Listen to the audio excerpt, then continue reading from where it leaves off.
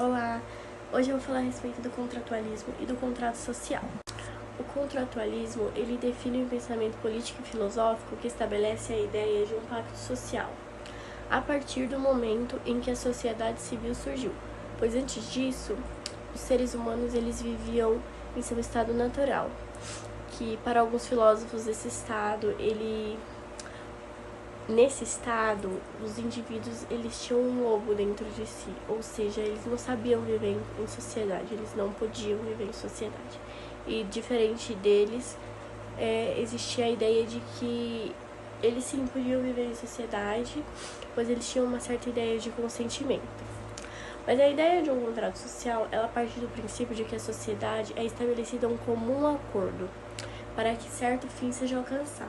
Então, possui uma ideia de atingir um certo patamar para que possam viver em harmonia e ter uma vida mais adequada.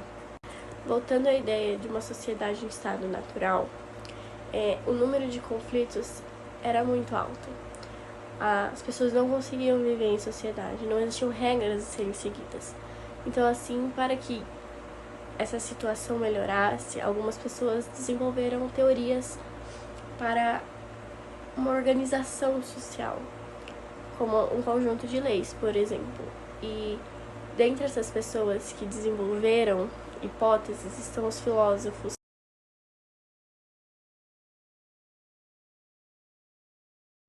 Falando de John Locke, antes de tratar a respeito do contrato social, é preciso entender a época e o ambiente em que ele se encontrava. Locke ele foi considerado o pai do Bill of Rights inglês, ou seja, aquele documento, o primeiro documento que trazia direitos aos cidadãos. Direitos escritos, trazia uma carta escrita de direitos. E foi durante a Revolução Gloriosa que isso aconteceu.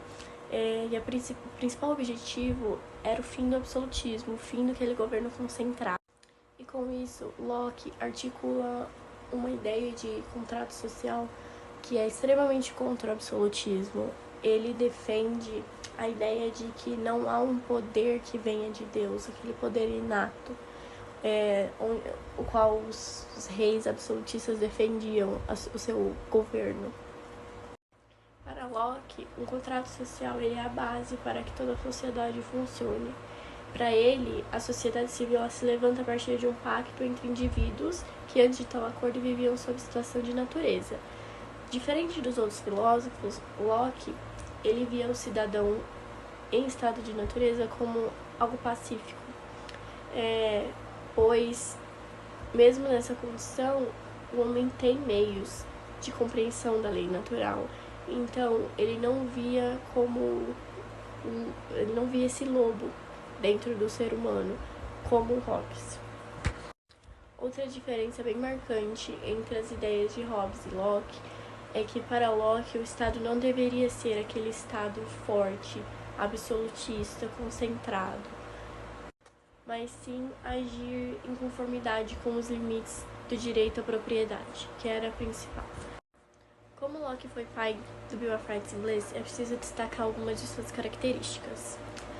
O Bill of Rights ele é uma carta de direitos que foi desenvolvida com a ideia de limitação do poder real, pois naquela época o absolutismo ainda era presente. Foi durante a Revolução Gloriosa que essa carta pôs o fim, sim, no absolutismo e iniciou a duarquia, que foi um governo entre Mary Stuart e William Orange. Dentre as características que eram visadas dentro dessa carta estão regular impostos, liberdade nas eleições, porte de armas, imunidade aos parlamentares, governo representativo e, obviamente, o principal, o fim do absolutismo. Diferente de como muitas pessoas podem pensar, o Bill of Rights ele não é uma constituição, porque o rei ele ainda tem um poder.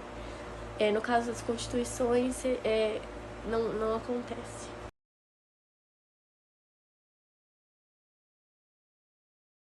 Jean-Jacques Rousseau foi um filósofo suíço, nascido em Genebra, na Suíça, mas viveu a maior parte da sua vida na França. Ele foi um dos nomes mais importantes no Iluminismo, no século da luz, da razão. e ele criticava o absolutismo e a burguesia.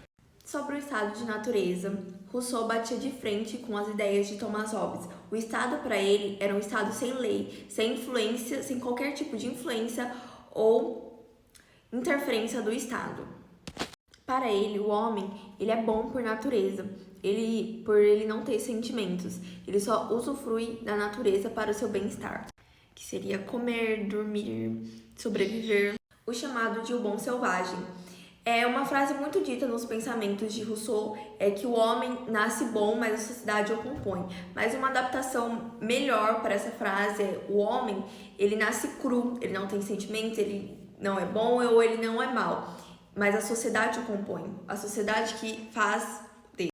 Influenciou muito o romantismo com essa ideia de ser bom ao próximo, fazer o melhor possível para o próximo. Como foi dito anteriormente, os filósofos contratualistas, eles estudam o momento anterior da criação de uma organização social, de um estado ou de um governo. Pensa na necessidade, o porquê que foi preciso criar um estado ou uma organização social. Em seus pensamentos, o homem ele já nasce com os seus direitos naturais, que é a vida, a propriedade e a liberdade, entre outros.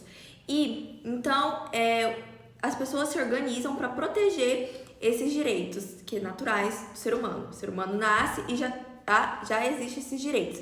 Então é criada uma organização para proteger os seus direitos. A desigualdade, ela nasce em um momento da vida onde todos vivendo em harmonia e algo interfere para que isso acabe, que seria a propriedade privada, a renda, a economia, e acabando gerando uma desigualdade social, onde uns têm muito e outros têm muito pouco. E o contrato social tenta combater a desigualdade. O objetivo da criação do Estado, então, é para representar a liberdade civil, a liberdade das pessoas e também a vontade geral, a vontade do povo, que dá para se compreender o conceito de democracia. Não devemos pensar em si próprio, no bem comum, devemos pensar no bem coletivo, que seria democracia.